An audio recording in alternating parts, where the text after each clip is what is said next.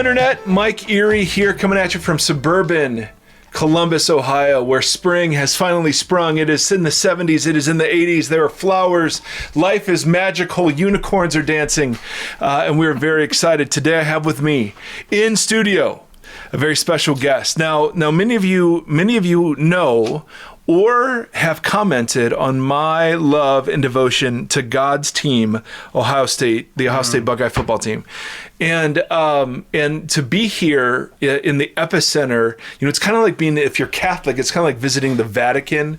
If you're a Notre Dame fan, it's like going to South Bend. I mean, to be in the epicenter of Ohio State football and drive by the stadium that's only 10 minutes away, big deal. But even bigger than that is meeting ex-players. So today in studio, I have an ex-Ohio State quarterback. Now, how it works in Columbus is if you're an Ohio State football player, you're always famous. I mean, just end of story. There's automatic respect, notoriety, and other things that will not be mentioned that go along with that. Now, so today I've got a quarterback who I watched his team play. It was 1997, January 1st. This was John Cooper's biggest win of his Buckeye tenure. It was when we came back against the Arizona Cardinals, University of Arizona Wildcats. Thank you. They were led by Pat Tillman and Jake the Snake. And we scored like in the last minute to win it and run the Rose Bowl, and it was epic. But I am joined by a quarterback from that team. Ladies and gentlemen, welcome to the studio with me, Steve Gellert. Ladies and gentlemen, Steve Gellert. Thank you. Steve Gellert. Now, I deserve that. I do. I deserve that. Steve Gellert is played for Thomas Worthington High School. Broke all sorts of Thomas Worthington records. We couldn't remember any of them, but we assume it's true. Correct? Yes, that is correct. And then, were you recruited by Ohio State?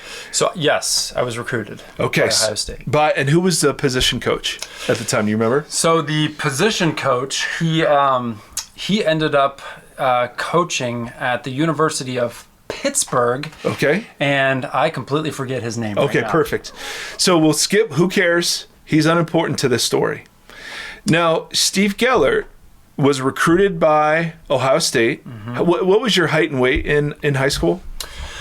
In high school, I was about 6'3", 185. Perfect. That is what I am currently, which is amazing. Why are you laughing? For our normal podcast listeners, well, we don't have any normal podcast listeners. For regular podcasters, this whole thing is not going to be about Ohio State football. But when you have the opportunity to have an ex-Ohio State quarterback in the room, you just take advantage of it, and you have to talk about it. So Steve Gellert, if you're not familiar with the name, there's one particular play that kind of defined your career. And defined my career. Well, it was true or false. It was the only play you were on the field. False. Okay, so you were on the field for other plays. Other plays. Okay, like not many, but there were others. Okay, there were others. Okay, this wasn't the only one. Oh, okay. Yes. So if I were to look at your Ohio State stat line. Yeah. Yes. Uh-huh. What would it say? Official stat line. I believe. I haven't looked at it in quite some time. By the way, Walt Harris was the head coach. Oh yes. Walt Harris. Yeah. I believe it would say that in 1997, Steve Gellert had 14 yards per carry. Nice. Mm-hmm. For a total of... It's not a bad average. That's not a bad average. We're just going to stay right there. So it was one rush for 14 yards per carry. Okay. Was that the Illinois game? That was the Illinois game. Oh, okay. No, this is the play. Okay, so Steve's a good friend, and he does not... He trusted me enough to share this with me, and I wanted to keep it secret, so I thought I'd share it on the podcast. So you are, what 97 was what you were what, sophomore, junior? So I was a sophomore. Okay. And who was ahead of you in the quarterback room? Well, we had the two quarterback combination that had beaten Arizona. Correct, Arizona State. And, Arizona State. Yep. So we had Stan Jackson. Yep. and we had Joe Germain. Two totally different styles of quarterback. Two totally different styles of quarterback. Yeah. Yes. Both phenomenal, by the way, in their own right. Yep. And you were third? I was, fourth after Mark Garcia. Oh, nice. He was a transfer. He had gotten hurt. Oh. Yes. And so he was coming back from an injury. Yes. Did you have anything to do with that injury? No. Okay. I liked Mark. Okay. He was a good guy. Oh, well, he's ahead of you, man. He was ahead of me. Yeah. But he was hurt this particular time. He had a cannon. He had a cannon? Unreal. How was his arm? Throw the ball. It was good as well. All right, so I need to set up the Illinois game. Please. Okay, so the context is critically important. The context, to my defense. Yes. So Illinois is not a traditional football powerhouse, even back then. No. So I would assume Mr. Cooper, the head coach at the time, kind of preps everybody for, hey, if it's a blowout, you're gonna get some playing time. What was your week of preparation like? Do you remember for this game? Well, I was I like to consider myself a scout team All-American for the Ohio State Buckeyes. So I like to pride myself on the fact, back to the Arizona State game. Ooh. Right? Jake You were Snake. I was Snake. Okay, so scout team, for those of you that don't know football, what you do with the backups is they pretend to be the other team. Yes. So Gellert, Jake the Snake Plummer, was like this really famous college quarterback, played in the pros. He had great maneuverability in the pocket, good arm. So you were Jake the Snake. You're the reason we won that game. Well, I in my own mind, yes. Perfect. Yes. I think a few other guys may have had something to do with it. Okay. But the primary reason. So you were the Illinois quarterback all week going up against your first team defense. Yeah. Okay, so your week of preparation was massive. You were on point. You were running their plays like nobody's business. I was Charlie Hustle out there. Perfect. I will say that. I worked pretty darn hard. Game, night before the game. Yes. Any nerves? Or you're thinking I'm third? No. I'm third on the nerves. chart. Well, honestly, I'm thinking it's going to be freezing and I'm going to be standing there for 4 hours. Oh, but I had the best seat in the house, so that was always fun. Any wardrobe decisions that you had to make that day? No. Long underwear? No. I was kind of a tough guy, which doesn't always equate to quarterbacks. True. But somehow you need to establish a reputation that you're not some pansy on it. So yeah. So no, I didn't really do a lot of the long. So you went suns out, guns out in the middle of winter. The sun was not out. Correct. And so the game proceeds. You are demolishing them. Like we do. Do you remember the score when he turned to you? Oh goodness, I don't. It was 49-0, 52-0, 56-0. It was up there. It was up there. Yeah. When did you get an inkling that you might enter into this game? So Cooper. Yes. Good guy. Great guy. Good guy. Hangs out in Columbus still. He does in our community actually. So Cooper is walking up and down the sidelines, right? And he's saying, which doesn't make you feel great, but get everyone in, right? So I don't know. There's not a whole lot of time left, and so he walks up to me. We had guys playing all different positions. It didn't matter, right? It didn't matter. And he walked up to me, and I have a lot of pride and ego, and I work, So what? You were recruited. What are you gonna play? What are you gonna do? And I said, well, I play quarterback. And he's like, that's kind of an important position. I don't know. But, all right, get in there. No way. Yeah. So I go running out onto the field at Ohio Stadium, and I'm like, this is amazing. What level of applause would you say? 10 is, when we came back to beat Penn State last year. 1 is at Iowa, watching the Iowa game or whatever. I mean, what was the, in the Ohio Stadium, pantheon of cheers? Yes. Did anything register, or had most people left, or do you remember? Does my mother count? Yes. Oh, she totally counts. Then I'd put her at a 2. She's very... That's my Steve! That's my boy! All right, so you've got one last play, right? Yeah, so we've had a couple successful plays. Oh, so how many plays total were you in? 3 or 4. Okay, so first play. Do you remember what it was? Handoff left. Handoff left. Handoff right. You know what's great about football, and I remember this specifically from my high school days because I had an opportunity to play as a sophomore, and I was terrified. Oh. Right? And so what's interesting is you go into the game, and you're nervous. The crowd is, there. At a 2. And you don't want to mess up. But once you get under center, it's like riding a bike. it's just grass. It's grass. Just some big dude's It's a ball. butt in front of you. Yes. And you got to get in there and you got to get the ball. Yeah. And it's the same. Not it's literally. just football. Yes. Thank you for Yes. that distinction. Yes, that's important. It's so yeah. So I'm hand off left. I'm out there and I'm excited. Hand off left. Boom. Did you carry out your fake? Oh, that's what I was banking on. Yeah. Right. Yeah. You hand it off and then you fake Yes. like you still have it. Hand off right. Yep. Right. Yep. So And that's play there's 2. there's less time on the clock. Okay. Right. Than there on the play clock. On the game clock than there is on the play clock. So you don't technically have to run another I'm play. walking off to the sideline. Yeah. Game. Right. Yeah. I did my thing. You did it. We're good. 2 hands off. Handoffs. We still have a goose egg. Yeah. We're pitching a shutout for Yeah. the defense. This is great. And Cooper, because he's a good guy, He's a good guy. he says, "Go run another play. Go run another play." Just And to be I'm nice. like, all right, cool. Like, Yeah. what should I run? Yeah. You know what play we run? Oh no.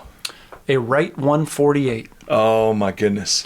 Do you know how Okay. many times we had run a right 148 Zero. that season? Zero. Zero. Okay. Which means, you know how many times our first string had practiced that play? I'm guessing 0. Maybe once a week. Okay. Maybe twice Okay. a week. It's a All good right. play. All right. It's a counter boot. He probably just wanted it in there to show teams down the road, Right. right? And so we run a run 48, which is a counter boot. Right. So that means you fake the handoff. Fake the handoff, and then right? you go the opposite direction. And it's you a roll naked out. bootleg. It's a naked bootleg. And so what Yeah. happens on the blocking, and this is important. Yes. Can I nerd out on this for a second? Of course, nerd okay. it. Okay, thank you. So it means the defensive end is actually unblocked in the Yes. blocking scheme. So it's called the quarterback making the block. Right. I do the counter, and the fake is supposed to get him to bite inside, and then I go outside of him. You just outquick him. Right. Right. And I'll think him, right? Yes. So Yeah. so we do a good fake. Done. We run it. Last play of the game. I boot out. Yes. The defensive end comes screaming in. Okay. Success number 1. Nice. I go right around him. Nothing. No problem. Nothing. It's green. You just see nothing but green. Nothing but green. And so my receiver Yeah. to the boundary, which is Yeah. where I'm going. Because you could throw it. Because I can throw it. Yeah. He's supposed to run a comeback. Okay. Okay, so that's 15 yards, and Yep. you stop and you basically do like Come a back. deep out. Yeah, you come toward back. the sideline. Correct. And I literally remember thinking, this 19-year-old Steve Geller, I thought, Yeah. because, they have the cameras and the microphone, all Yeah. I want to do is throw the ball so hard Yes. that the microphone picks up the pop of the ball I on like his that. I like that. on his pads. Yeah. Yeah. Just saying, hey, they got a cannon. It's like Jake the Snake isn't Right. the only guy that's got a cannon. Right. Absolutely. All right. And so I'm coming down and I'm cocked and ready to pull. Yeah.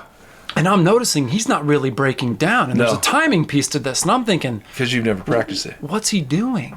I don't know. Right? What's he doing? Well, I talked to him later, and I'm not going to use the name because people would know him. Was he your roommate? No, he was not, but he ended up playing a lot Yeah, later yeah. down the road. I asked him why he didn't run a comeback, and I said, you would have been wide open. And he said, I know. I was terrified you would throw the ball to me. That's what he told me. That's what he told me. Okay. You're Yeah. going to ruin my shot at the NFL by throwing it to me right now. That's right. Okay. So I had a comeback, Yeah. and the guy running the comeback was playing a different position, and he really didn't know what was happening. And so at that point, You gotta run. I decided to You run. got to run. Now, you didn't mention how cold it was that day. Well, I didn't, but someone else did. Yes, it was freezing, and I had Yes. just been standing out there, not to make excuses, because we don't 3 make hours. excuses. No. For 3.5 hours. Yeah. And ball was hard. And so I'm running around, defensive end. Done. Comeback ain't happening. No. No one coming back on my backside. You gotta run. So you got to run. So I run, and there's a lot of room. And I'm like, cool. Yeah. Right? Right? And so now a safety Yeah. comes flying up, and safeties tend to be pretty fast. Yeah. And I was what I Usually like quicker to than call quarterbacks. fast enough to do what a quarterback should be able to do, Right. more or less. Right? And I don't know why, but I decided it'd be a good idea to try to put a move on this guy. Perfect. Yeah. It's last play of the game. So I do my little dance, Shimmy. left, right, left, shimmy. I'm going to like do some spin. And all I remember is his helmet hitting my sternum because he was 10 yards away. It seemed like only a split second ago. You shouldn't have been able to close that fast. And next thing I know is I'm on the ground. oh, no. But what had happened? And the ball was actually not still with me. So I turn around and about 35 yards downfield, and I mean like now, there's a dude going directly into opposite right into our end zone. So your Ohio State career, 3 on-field plays, hand off left, hand off right, which were successful, which were executed perfectly. Yes. And then then 148 counter. What did you call it? Counter 148. It was a counter boot. Yep. And you fumble, scoop and score the other way. You give up the shutout, which I'm sure your teammates loved. Yes. And then what was the thing? The gamblers. So and I also will not mention the name because it's hilarious if I told you the name. One of my teammates. Oh no. I probably shouldn't share this.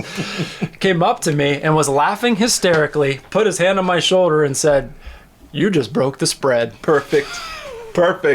Ladies and gentlemen, in studio today, that very same man, Steve Gellert, ladies and gentlemen. Thank you. We should have just gotten with 14 yards per carry in 1997. Which was awesome. I'm pretty sure I found the play on YouTube. Yeah. I'm pretty sure I did. I've looked for it and I haven't seen it, so I haven't looked in a while. Okay. Well, it's there. I think I saw it, but we'll see. All right, ladies and gentlemen, that was a 15-minute football story that I enjoyed utterly and thoroughly. Steve Gellert. But let me tell you, Steve is also well known for a couple of things. He married she's a lacrosse and tennis player. Yes. She's a dentist. She's a dentist. She has a job. And does. You do not. I know. Correct. So Correct. Steve and I are beautifully unemployed together.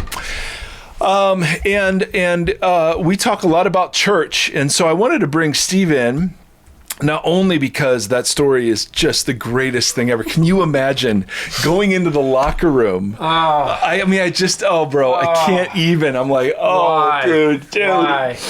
Why, God, why? But I wanted to talk a little bit about some stuff, and the reason we do this, of course, is there's just so much that provokes conversation, out on the interwebs these days. And so over at Scott McKnight's blog, there was a guy, pastor, I think his name's Todd something, who wrote a series of articles called "The Death of the Church." Using social science to kind of talk about the rapidly dwindling vibrancy of the American church. And he's only talking about the American church. And again, agree or disagree with his take. The thing that isn't the thing that's interesting. I don't know if his stats are right or wrong. I don't care. But what's interesting are some of the things he brings up, and that will be what we will talk about, Mr. Steve. So I'm going to summarize this article a little bit. Chip in whenever you want to.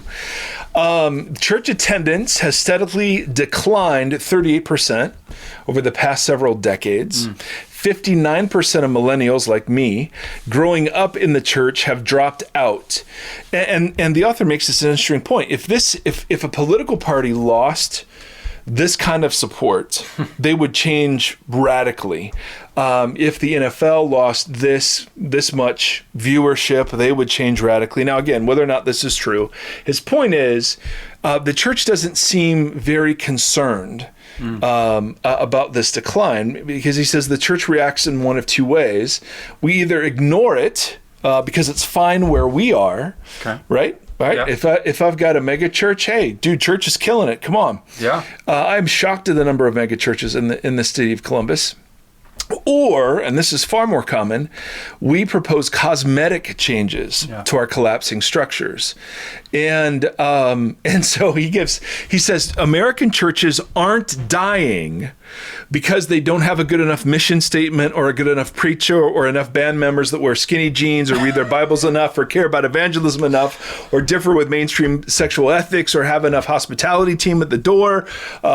It's like those are the cosmetic changes, right? We just think if the smoke machine is working and the music's louder and we just have a better teacher, that will draw people. And hallelujah that God uses all of that sort of thing.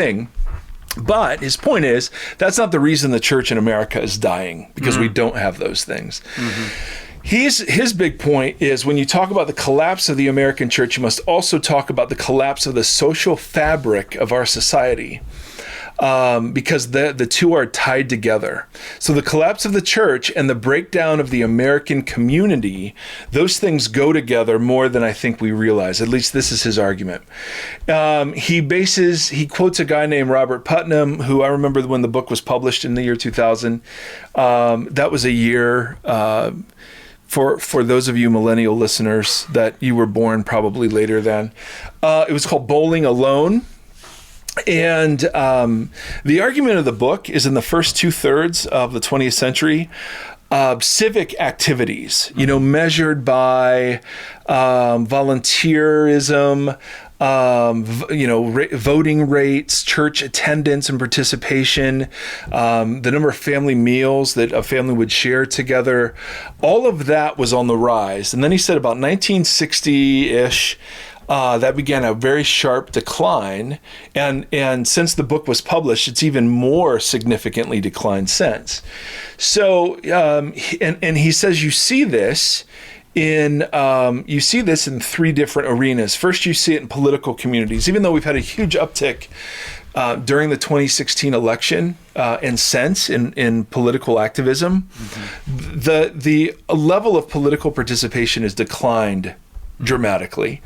The quality of family relationships, the number of family vacations families take, the time of meals that are shared, the amount of meals, the time spent in meals, all of that is decreasing incredibly rapidly. And then even friend relationships. This was an interesting study he quoted.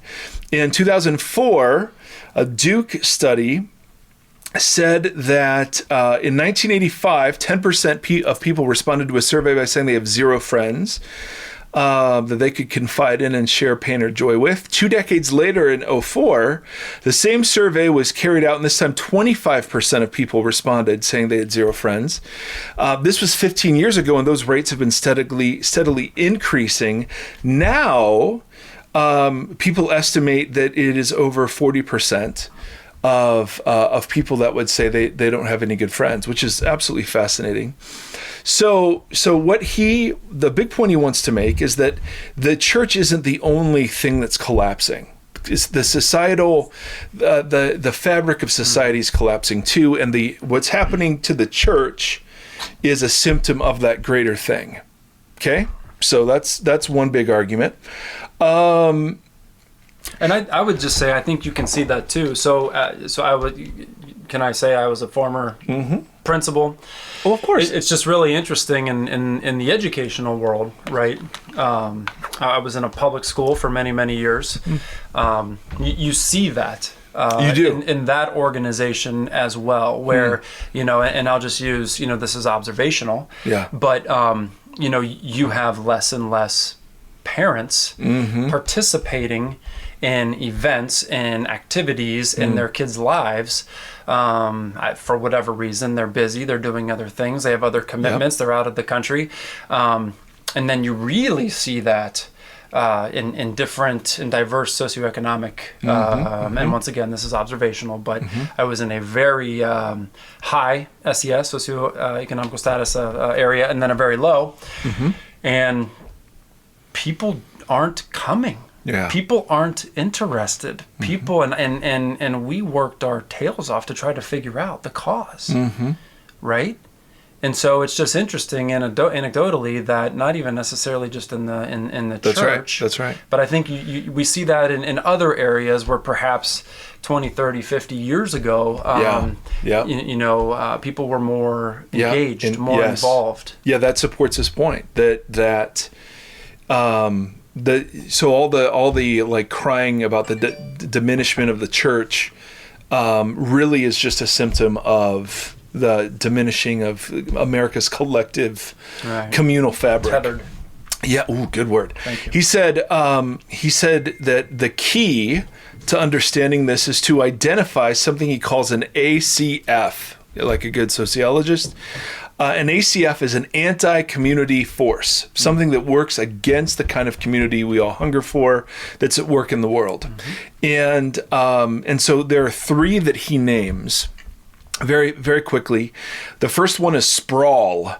And he says it's the rise of the automobile, which then created the suburban landscape we're all familiar with. That now you don't have to live near the people you work with. You don't have to live near your place of worship. You have to live where you shop. All right. I mean, you can totally separate your home life from the rest of your life. Whereas before you couldn't. Your neighbors were everything. You supported each other. You knew each other. You may not like each other, but that was irrelevant. They were your neighbors. Like your neighborhood mattered. Mm-hmm. These days, as city planners began to develop, right? I mean, the suburbanizing of American cities, because the car has allowed us. How much property is just spent on parking? I mean, it's absolutely crazy, right? Because we bring our cars everywhere. Right. He says there are two effects of sprawl. The first one is it zaps our time spent with others. Duh. There's a negative correlation between commuting and community participation. Yep. No. There you go. Yep. That is Captain Obvious. And then he says, secondly, sprawl has stolen our concept of place. Now, we're familiar with our concept of space. Hey, I inhabit wherever my space is, but there's no rootedness to it. There's no connection to it. Mm-hmm. And he says the significance of that is people don't engage in relation to space. They engage in relation to place. Make sense? Yeah. And so, the less we care about the place we cultivate, the less we invest in it. And so, we and the Erres are great examples of this. I mean, we've moved almost as many years as we've been married. I mean, it's absolutely crazy how many times we moved, right? And you just kind of pull up and go and make new friends, and pull up and go and make new friends. And so, his recommendation is against sprawl. Choose to live close to each other. Mm-hmm. Okay, and so he makes a case for that. We'll get to critiquing this in a second. The second ACF, anti-community force, screens and technology. Mm-hmm. Well, that's a big shock for anyone who has children, or even ourselves, right? I mean, it's absolutely crazy. I could never have imagined, even 5-7 years ago, going to bed with your phone. Right. I mean, it's just, who would do that? Or watching amazing 80s shows on a screen. Cobra Kai. Less than an inch thick. Right? Yeah, it's absolutely crazy what's happened. He says that the black and white television began a claim on as the central spot in our lives in 1955, at which point half Americans owned a TV. And now, today, 98% of homes have a TV at their center. We do.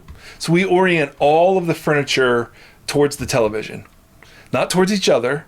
And I was reading this, I'm like, oh man, like seriously, the TV is the center of 2 rooms in our house.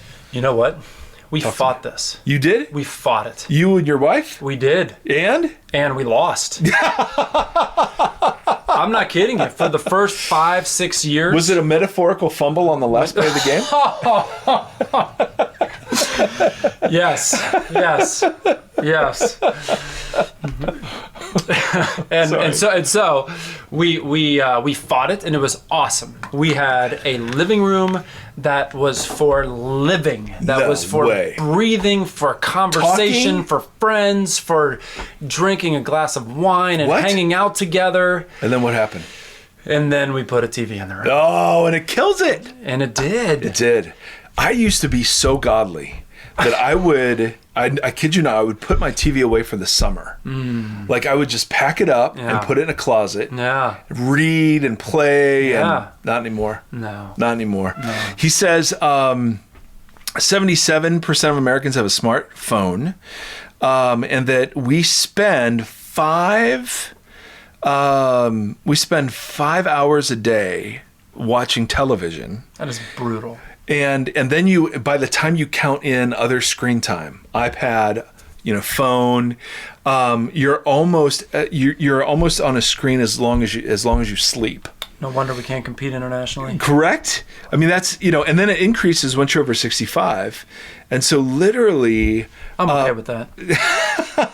Yeah, at 65. I mean, come on. When I'm 66. Wheel of Fortune, Jeopardy. All day Killer. long. Bob Barker. Come on. Price is Right. Yeah. Oh, he's not there anymore. Drew Carey. Oh, I know. With hair. I know. There's hope. I know. Thank you for that. That is hurtful. But this guy makes the point that the opposite of technology isn't to be anti-technology, but it's to be pro-people. And so you have to address technology with great wisdom. And no one disagrees with that, but no one does it. Right? We all go, oh yeah, we have to be very discerning and blah, blah, blah, blah, blah. So that's the second one. First one is sprawl. Second one is screen. Third one is the me culture, right? Hyper-individualization or hyper-individualism. And this one's obvious. I mean, it used to be when you talked about like our kids, you meant the community's kids. Yeah. Now our kids just means my kids. Right. It used to be that if you saw schools that were crumbling or churches that were struggling, you didn't leave them to find better. You said, no, my kids deserve better than this, and you dove in. Right. I mean, it is unbelievable. So even one of the biggest examples of this is the way the Army advertises itself. Right. It used to be the Army appealed to your sense of duty and honor. Now you're an army of one. Right. Be the best you can be. It's all about self-actualization, right? And this gets into so much kind of the live your truth, be the best you, very much self-actualizing. And again, there's some good parts to all of that, but then some parts that are really significant trade-offs. So people are, and I'm at the top of this list, absolutely. Steve even more so. Probably. People are absolutely oriented towards themselves, and I totally agree. It's like when the kids are out playing, I don't feel responsibility for all the kids. I feel responsibility for my kids, and I can't judge how anyone else parents their kids. No, I can't. There's no intervening. There's just like when I was a kid, I would be yelled at by any parent. Any parent that was watching had authority to yell, and my parents would back them up always. These days, we're like two old guys. We're like the two old Muppets talking about the good old days, kids these days. But it's fascinating to me because now when I look out and I see my kids playing, unless you're a good friend, like unless you're family friends, then I care absolutely about your kids, and I care generically about kids, of course. But there's not that same sense of like responsibility. I just want to make sure mine get the best opportunities, and it doesn't matter what happens to yours. And in many cases, it's doing whatever it takes to position your kid. Right. No matter what that means, what the kid didn't do versus what you're doing for that child. Right. That's right. To make sure. Oh, you had to see this all the time. That they are leveraged for the better school, the best career, the best job. Yep. Absolutely. And so his big argument is, listen, unless you address sprawl, and the answer to which is proximity, unless you address screen time, the answer to which is wisdom and discernment, and unless you address this hyper-individualism, the answer to which is seeing the church community as a family, that you're with through thick and thin and ups and downs. Unless you address those factors, then no other change you're going to make to church is going to have any lasting effect. Okay, so that's his argument. Now, the thing he doesn't consider, or he considers a little bit, is the idea that the church itself, in some expressions, has just simply become an anti-community force. Instead of being a symptom of an anti-community force, it actually plays into it, furthers it, and has become one. Right? Even if they're wearing skinny jeans? Yes, particularly, man. Whoa. Let me tell you right now, Jesus, he's not a fan, but that's just between him and me. But so I find this very, very interesting to consider. Okay, fantastic. His big argument seems to be, listen, unless you address these bigger forces at play, then cosmetic churches won't, or changes to the church won't work. Fair enough. But he doesn't seem to consider, or at least not deeply enough, that that some of the ways the church operates in the world would render it an anti-community force. So you think about sprawl. Right, so let's consider the suburban megachurch. Right, no one's walking to those. Right, they're viewed as a mall. Right. With something for everyone. Usually on a very large campus, so the campus itself is sprawled. And the kids go one place, the teenagers go a different place, mom and dad go a different place. There's a sense in which the services are so large, you never see the same people unless you go for years and years and years, sit in the same place at the same time. Maybe you'll get to know some folks. So churches have to be so intentional, especially at that size, of creating smaller units where people can know and be known. But it's interesting. I mean, a lot of modern mega churches embody the sprawl. Like they're mini, and they're not urban, right? So they're suburban themselves. So they've just now codified. And again, I'm a part of this. I've done this. It's all that we've known to do is, well, yeah, you got to go where land is and you build buildings and people will come. And so instead of saying to churches, hey, listen, with the advent of the internet, you can get good teaching anywhere. Who cares? You never leave a church because of bad teaching unless it's false, right? If it's harmful teaching, yeah, get the heck out. But if it's just not very good, who cares? Don't drive by 100 little churches to go to the big one. You can live stream the big one. You can podcast the big one. You can get your hit of teaching and worship, but go to the little one that's right next door. There's something so beautiful about that, right? And nothing, man, I'm a megachurch guy. I've done the megachurch thing. I'm not bagging on megachurches. I'm just saying sociologically, it's interesting that they kind of match up with what he thinks are the core problems. And I'm just thinking, okay, well, how can the church address those problems when it itself is embodying and furthering the anti-community forces at work? Correct? So sprawl you see all over the place. The internet is this interesting thing because on the one hand, there is community online. Sure. I mean, he doesn't even acknowledge the fact that there is great community found in support groups, forums where people are, dealing with cancer or adoption, or, Facebook groups of shared interest. I mean, there is a kind of community. Now, it's not the best kind of community, but it is certainly a kind of community, and the church shouldn't just ignore that. But at the flip side, none of us in the church disciple anybody about how to represent Jesus well on the internet. No one is talking about how do we be civil and not partisan. There is no instruction about how it is that we engage in technology. Parents that are at a total loss. My kids, my 14-year-old and 13-year-old have flip phones. They're the only people besides Tony Stark who has one in Infinity War. and he has a flip phone. I can vouch for that. Your children are the only people who have a flip phone. Totally.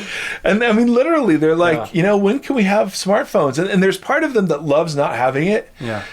Because they see what social media does to their friends. Yeah. But on another hand, the pressure is so immense. They just sit around and they're hanging out, but they're on their phones. When I was a kid, we actually played. Yes. We did stuff. You did. We did. And look how I turned out. Yes. And my mother would come out and she had the loudest whistle in the neighborhood. And as soon as you heard it, all the kids knew. They knew. Stevie has to go home. And again, it's easy to look back and say, oh, it was so much better. No, it wasn't better then. It's just different. Yeah. And so if you're saying that technology is an issue in the church has this really hard time between utilizing it, because you want to utilize it for mission, Yes. right? We podcast, Sure. We live stream services. But on the flip side, you want to use that technology to create a hunger for more than what the technology itself can provide. Mm-hmm. But there has to be, and Andy Crouch wrote a book called The Tech-Wise Family that I would highly recommend. This is literally the biggest battle we fight with our kids. Like, we let them decide their bedtimes. Mm-hmm. We don't monitor, we let a lot of battles go for the sake of this one. Yeah. Because what Nate, my 14-year-old guy, can get into, and the pressure that Hannah, would feel if she were saturated in Instagram and Snapchat. It's absolutely deadly. So they have flip phones. They're not entirely happy about it. But my point is, we don't, that the church, for the church to be, a countercultural community, the point isn't to be anti-technology. As he said, the point is to be pro-people. So how do we create people who flourish in social situations instead of avoid them on their phone? How do we create parents that are willing to fight these battles? How do we create kids who are discerning in the content they consume? I mean, holy freaking cow, So anyway, again, another thing I'm sure you saw at school like crazy, just the dominance of technology. Well, if I could just throw out a quick little... Would you throw out an anecdote? Just a little anecdote, a little commentary on this. And I'm just going to beg parents, please. Do it. Please. Do it. Your child is in middle school. Yeah. Your kid is in high school. Yes. From one principal's perspective, Yes. do not give them free rein on their technology. Oh my goodness. Because you want to give them the freedom to do so. Right. Because their frontal cortexes cannot handle it. I can't even handle it. I love my own children, and I'm including them in this comment. They are idiots. The number of wonderful, well-intentioned, great kids that I had in my office, and had to have a police officer in there with them. Oh no! Because I had to legally, because of one dumb decision at 12:24 a.m. on a Tuesday night. Yep. Please. Yes. They're supposed to hate you every now and again. That's so good. Yeah. So, but what's interesting to me though is, as you talk about, some of these issues, don't you think that this is just going to get worse? Well, of course. The individualism and the technology and how we just throw ourselves into these forums. But here's what's interesting. Yeah. Here's what's interesting. I do think there'll be bounce backs. I don't know if it's the next generation or the pendulum will generation. swing back. I agree. Absolutely. We tend to do that. We do. And I think that there's a very small but loud movement of people just abandoning social media. And they use social media to let people know they do that. So there's no way to monitor whether or not they actually have abandoned social media. But then they'll come back and say, man, this was liberating. This was absolutely freeing. This was absolutely. So my point in bringing up technology is to agree, yes, with the author of this article, but to also say, okay, the church has to use technology. The answer is not to just not use technology. Right. But at least in my experience, I've never been a part of a community that has really sophisticated conversations about this, other than just a bunch of older people going, "Oh, our kids," wringing their hands, not doing anything proactive. For us, I share with my kids the studies, like the data, that show that the number one contributor to teen suicide is social media. Yeah. And what happens to them on social media. So again, the answer, I like how he says the answer isn't anti-technology, the answer is pro-people. I love that. And then the third thing he says, and man, this is where the church, I think, we are the, for the church to preach against individualism And then just embody it and cater to it everywhere else. Yeah. It's just funny. Mm-hmm. So it starts with the gospel, right? What's our gospel? Well, Jesus' gospel was, listen, God is doing a new thing in the world called the kingdom of God, and it is now present because I am here. The king, it's about the king. It's not about your soul going into heaven.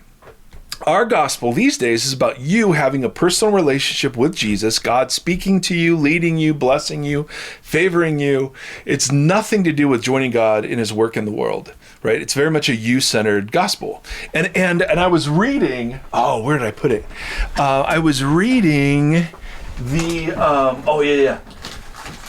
Okay, so I get this. Oh boy! I get this catalog. Catalogs I have that book. Are things that they're made of paper, and they show pictures of things. And this is a catalog of books for those millennials. Like the what was the old CD? You could get 10 CDs for a cent. Oh, geez, the Columbia House. Yes. Well, beautiful. So I love this is the Christian book Columbia House. Oh my goodness, it totally is. And there's some really, really good books. But I'm not bagging on any of the books I'm about to mention because I haven't read them and I don't know them. I'm just taking them at their title. But when I look at the books that sell really well, I've never had one, but here, I hear. So here's one. All in. You are one decision away from a totally different life. Okay, here's another one. Chase the lion. If your dream doesn't scare you, it's too small. Okay, why your small God leads to big problems because he's not God enough. Lord, change my attitude. What else do we have over here? You'll get through this. Hope and help through your turbulent times. The secret of lasting forgiveness. Now, again, I have no doubt this is amazing, amazing stuff. But notice it's not about joining God in his work in the world. It's about improving me. Right? So switch on your brain. The key to peak happiness, thinking, and health. Fantastic point. Here's TechWise family. But I find it so interesting that our books, not all of them, but a lot of the ones that are very, very popular really are about being blessed more and about self-improvement through, sort of a scripture as a therapeutic exercise. And I have no problem with that.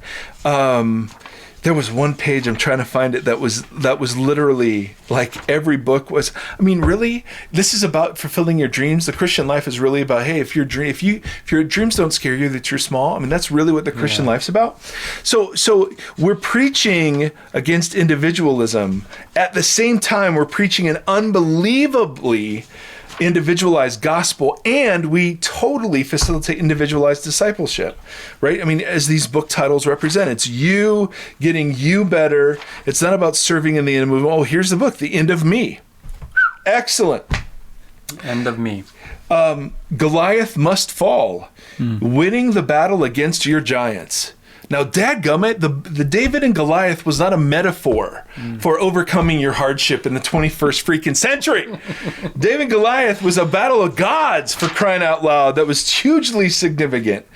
Oh, it's so... And again, some of these authors are incredible. My point is not... here's one. Destroy what steals your strength. Yes, it's all about... you. So my point is, of course, that even in our discipleship and our preaching, it is very individualized. And so we're shocked that people don't want to do small groups. We're shocked that people don't want to carve time out of their crazy schedules to hang out and socialize. What? And then not only do we individualize the gospel, but then we individualize the church experience, right? So the kids have their own programming. Then my teenagers, the junior highers, have their own programming. The high schoolers have their own programming. The college kids have their own programming. The adults have their own programming. And we're wondering why there is some mysterious drop-off as they move between these stages, Right? I mean, Yeah. and that's not all bad. My point is, it simply creates that the church is a place where you go to consume religious goods and services. What were you going to say? I just found it interesting, because I really came to know Jesus and start to establish a relationship with Jesus in late high school or early college. And what drew me were some dudes saying, come hang out with us. Come spend time with us. They were interested in me even beyond the football thing, and they didn't really care that I was a quarterback at Ohio State, which was refreshing. I would have totally cared. But it was refreshing, right? Because, it was just silly. I was 24th string, and I still got way more attention than any one person should. I would have given you attention. Thank you. Just for the record. I would have signed an autograph. I would have been like, hey, Steve, could you throw me a ball and just go through my sternum? Yes. Okay. So, but my point being is what I just find, what really compelled me and what brought, and I heard, I don't know who said at some point, and I spent a lot of years studying apologetics just because I always wanted that, 1 Peter 3:15 answer, and I wanted to be ready, but that never did it. Apologetics is kind of the rational defense of the faith. So reasons for God's existence. Yeah. Reason why you trust. Yes, exactly. Yeah. But that never did it. That I have yet to prove something to someone and be like, okay, where do I sign? Yeah. Yeah. But instead, what does it? Not individualism. Well, what's so funny is I love Christian community because Christians will find a way to find community. So it's like we go into breakfast today, and how many of those tables would you guess are dudes studying the Bible, talking about church? Like a whole bunch. It's still, we just can't get over it. And the ladies, oh my goodness, the connection that ladies find together in through the church, no question. But my point, and I think what I hear you saying is, I think his critiques don't go deep enough. So I actually think there are bigger forces at play than even these. Correct. Secondly, I think that he grants the church, certain models of church do facilitate individualism, no question. He grants that. But I also think it's our whole understanding of church that does that too. Because church shopping is a thing. That's the craziest thing ever. But we all do it. I do it. And that's, the biggest thing for those of you that are new to the podcast is I'm a pastor. I love the church. I love the mega church. I've seen the good that these big churches can do. I'm totally for them. But it's fascinating to me how there are small cultural movements away from this that give me hope. So I see a lot of millennial authors, writers, social media personalities that I follow, who really are disenchanted with the rise of technology, who really do want incarnation, which incarnation is just a big old word that talks about becoming flesh. So in the Bible, the word became flesh, the creative spoken word of God that we now find out is Jesus. This Jesus became flesh. And so there's this beautiful expression that you're absolutely right. Can God use Facebook? Can God use sprawl? Can God use Of course he can. He did with us. He can do it with anything. But there's another sense in which, even in the midst of all of this craziness, there are still just dudes that hang out and don't care that you're a Ohio State football player and are like, hey, dude, hang out with us. Or one of the things I've loved about being a part of Vox, the church community, just the idea of table fellowships, that sharing a meal together is reclaiming the lost art of sharing a meal with people that that aren't like you. Hugely powerful for us. So I'd love your thoughts. What do you think sits behind the diminishment of attendance, at least in the church? Why do you think millennials are leaving? I'd really love your thoughts, because my initial take is, this isn't deep enough. I think there are other things that are going on and much different. Come on in. I don't know who you are, but come on in. Hey, Matt, we're podcasting. Mr. Geller. This is my buddy. Mr. Peterson. This is my buddy Matt. Matt, come on in. So Matt lives. We are live right now. Yes. So Matt is going to be on the podcast someday. Matt is also a former principal. He's waving to the microphone. Matt is he's a Cleveland Browns fan, and so he and I love to talk Browns because there aren't many of us even in Ohio. Who they? No, not the Bengals. And anyway, so Matt's really smart too, but he didn't play Ohio State, so Gellert did. So there you go. Hey, Hannah. I love that this will be on the podcast. Hannah! Yeah? Matt P's here. Matt P. What do you mean? Matt's daughter just went, "Aww," like super disappointing. Oh, my dad has come to see me. He's taken the time to drive his car over. Exactly. So anyway, all that is to say, huge fans of the church. Would love your thoughts as to what you think in terms of, of course, move closer together, invest in real community. But I think we could do all those things and still miss it. Mm-hmm. So to be continued. Would love to know what you think. Thank you for liking us on iTunes, subscribing to us. Thank you for supporting us on Patreon. You guys are amazing. Steve, any last words? I don't think so. Okay, 1997. Mr. Erre. Illinois game. 1997. Find it. 14 yards per carry. Yes! May the Lord bless you and keep you. May the Lord shine his face upon you and be gracious to you. Ladies, we are talking to the internet right now. Hi, Internet. There's no need. Get over here, Hannah. There's no need to be giggling. Hi.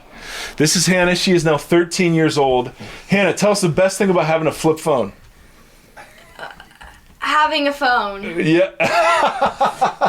Having a phone. A flip phone is better than nothing, is what that argument was. A phone. All right, brothers and sisters, there is now chaos descending in the Erre house. Be well, and we will talk to you later. Bye. Hey, thanks for listening to the Vox Podcast. Learn more about us at voxpodcast.com. Follow us on Twitter at the Vox Podcast, and now support us on Patreon at patreon.com/voxpodcast.